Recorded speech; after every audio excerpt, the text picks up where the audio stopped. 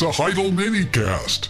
And now, Scott Clark. On today's Heidelcast, we're continuing our celebration of J. Gresham Machen's Christianity and Liberalism, which is 100 years old this year. And we're in Chapter 2, where he is turning his attention to the importance of doctrine. And to illustrate that, he points to the controversy between the Apostle Paul and the Judaizers. If the Heidelcast helps you, won't you help us keep it going? You can make the coffer clink by clicking on the PayPal link on the Heidel blog or by mailing a check to Heidelberg Reformation Association, 1637 East Valley Parkway, number 391, Escondido, California, 92027. Machen writes on page 23, "But what was the difference between the teaching of Paul and the teaching of the Judaizers? What was it that gave rise to the stupendous polemic of the epistle to the Galatians? To the modern church, the difference would have seemed to be mere theological subtlety. About many things, the Judaizers were in perfect agreement with Paul. The Judaizers believed that Jesus was the Messiah. There was not a shadow of evidence that they objected to Paul's lofty view of the person of Christ. Without the slightest doubt, they believed that Jesus really had risen from the dead. They believed, moreover, that faith in Christ was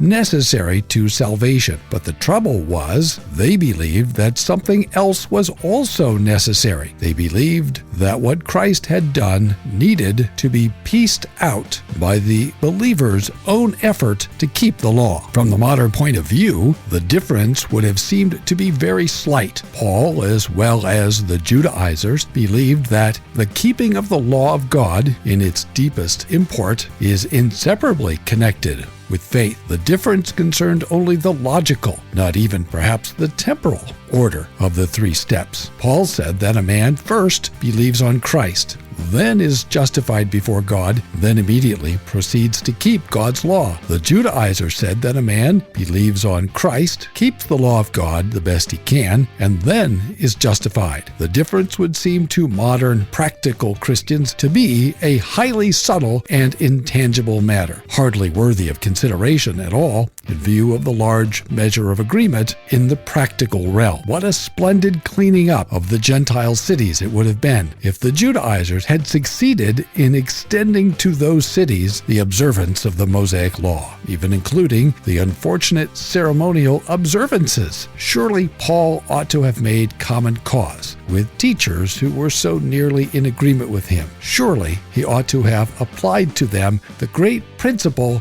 of Christian unity. As a matter of fact, however, Paul did nothing of the kind, and only because he and others did nothing of the kind does the Christian church exist today. Thanks for listening. Tune in tomorrow for more from the Heidelcast, brought to you by HeidelbergReformationAssociation.org. Don't forget, when the coin in the coffer clinks, the cost of bandwidth shrinks. Copyright Heidelberg Reformation Association. All rights reserved. This is a Heidel Media production.